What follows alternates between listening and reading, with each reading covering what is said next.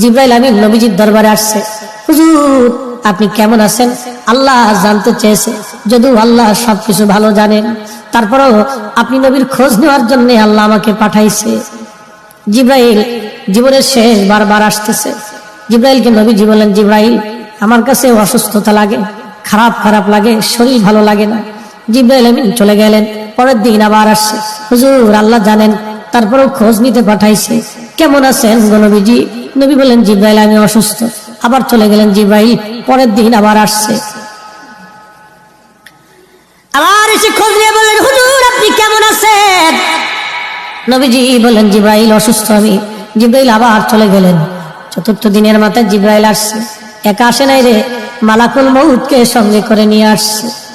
আহা, আমাদের কাছে মালাকুল মউত আসবে, জিজ্ঞাসা করে আসবে না, কিন্তু নবীর দরবারে মালাকুল মউত আসছে। এসে নবীজিকে সালাম দিলেন, হুজুর অনুমতি দিলে ভিতরে আসবো। নবীজি অনুমতি দিলেন। আল্লাহ জিবরাইল এবং মালাকুল মউত দুইজন নবীজির ঘর মোবারকের তশরিফ রাখলেন। পৃথিবীর একটাই ঘর, যে ঘরে ঢোকার আগে জিবরাইল আজরাইল অনুমতি চায়, তিনি রাহমাতুল লিল আলামিনের ঘর। জোরে জোরে বলা যাবে আল্লাহু আকবার। এই সুপ্রিম পাওয়ার আর কারো নসিবে হবে না, আল্লাহ আমার নবীকে দিয়েছিলেন। জিবরাইল আমিন আজরাইল নবীকে সালাম দিয়ে বলেন, হুজুর আল্লাহর পক্ষ থেকে আমি আজরাইলের উপরে নির্দেশ, আপনি যদি চান আমি জান কবজ করব, যদি না চান যতদিন ইচ্ছা আপনি পৃথিবীতে উম্মতের মধ্যে থাকবেন গো নবীজি, আপনার যতদিন ইচ্ছা থাকতে পারেন। যদি আপনি হুকুম দেন আমি আপনাকে আল্লাহর দরবারে নিয়ে চলে যাব। আল্লাহ আমাকে এই হুকুম প্রদান করে আপনি নবীর কাছে পাঠাইছে। ইয়া নবী আল্লাহ অনুমতি যদি দেন, আপনার যেইভাবে অনুমতি হবে আমার হুকুম সেইভাবেই হয়েছে। হুজুর পৃথিবীতে এইভাবে কারো, আপনি নবীর আগে কারো অনুমতি হয় নাই, আপনি নবীর পরে এইভাবে কাউকে বলাও হবে না। ও নবীজি অনুমতি যদি দেন জান কবজ করব, যদি না দেন যতদিন মন চায় আপনি ততদিন পৃথিবীতে থাকবেন। তার মানে পৃথিবীর হায়াত নবীর ইচ্ছার উপরে নির্ভর ছিল। কাজটা বললেন কেন, আরো জোরে বলেন। নবী আবার জিবরাইলের দিকে তাকায় বলেন, ভাই জিবরাইল হুকুম কি এরকম?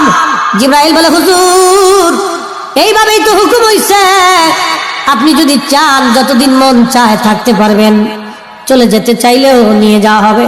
তবে নবীজি আপনার মাশউক আল্লাহ আপনার দিদারে আগ্রহী হয়ে আছে।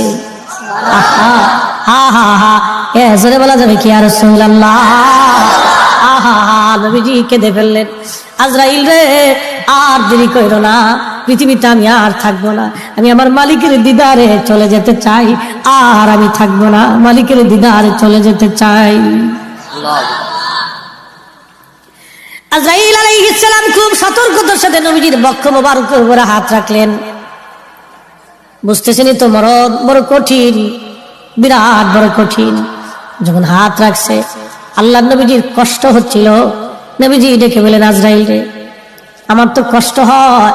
আজরাইল বলেন, হুজুর আল্লাহর পক্ষ থেকে আমার উপরে ফরমান, যদি আপনাকে কষ্ট দেয় আমি আজরাইলের জীবন বরবাদ হয়ে যাবে।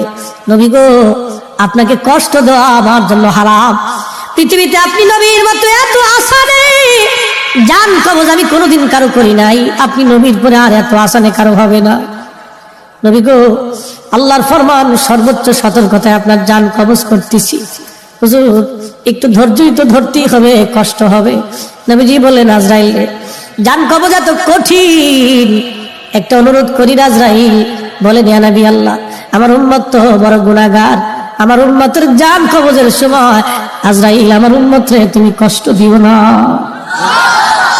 আরে উম্মতের দরদি নবী এই সময় আমাদেরকে ভুলে যান নাই।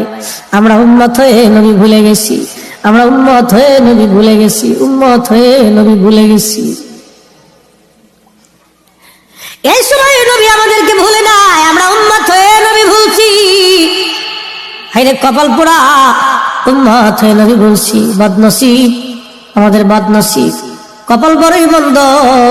কি হবে রে আমাদের এই কঠিন মেহশরে, কি হবে রে আমাদের কবরের জিন্দেগিতে, কি হবে রে কঠিন মৌতে, উপায় কি? উপায় কি, আমাদের উপায় কি? নবী ভুলে গেছি। আল্লাহর নবীকে দেখলেন, আজরাইল আমার উম্মতের জান কবজের সময় তুমি আমার উম্মতকে কষ্ট দিও না। আজরাইল বলেন, ইয়া নবী আল্লাহ, নবী গো, আপনার উম্মতের জন্য একটা সুসংবাদ আছে।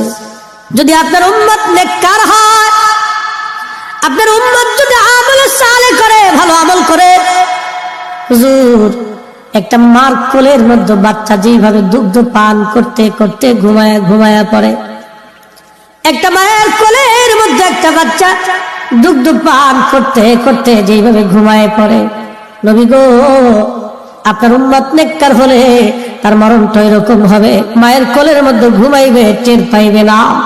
আহা, চিৎকার মেরে বলা যাবে কি মারহাবা।